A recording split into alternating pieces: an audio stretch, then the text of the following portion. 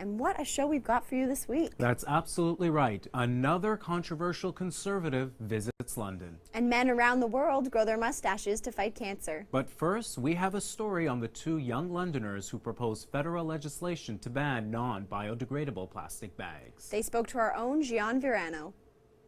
Imagine having the power to change your country. Well, that's exactly the opportunity that was given to high school and elementary students all across the country. Create Your Canada is an initiative that asks students to think of new laws that would create real social, political, and environmental change all across the nation. Basically what we did was ask high school students to think of ways, ideas that would make a better Canada.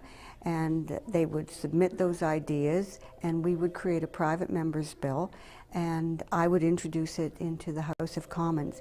It was a way to acquaint them with the political process, to let them know that it's important that they're part of that political process and that somebody is listening and valuing what they think, what they have to say, and value those ideas.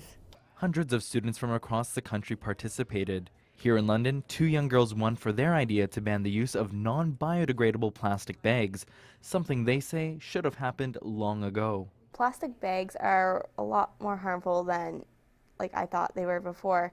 They kill animals because they eat them by mistake, and a lot of them just get littered over the landscape, and yeah, it's just more harmful than I thought, because most people just think, oh, it's a plastic bag, and then just kind of shove it out of their mind. So most of them are imported from offshore, and they're non-biodegradable. And I have to say, there are Canadian companies that are actually being very responsible. I have one in my riding. They are very concerned about the environment. They make the effort, and they've created a plastic bag or a bag that does biodegrade and will not pose the kind of threat that the students were so worried about. They're a common sight in stores and homes all across the country. Environmentalists estimate that on average we use about 4 bags a week. That's over 6 billion bags a year in Canada. But where do they all go?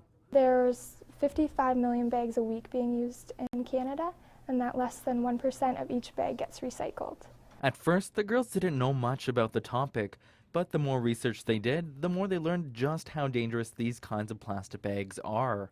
Until I worked on the project, and then we learned how much this affects the environment and animals and uses up resources.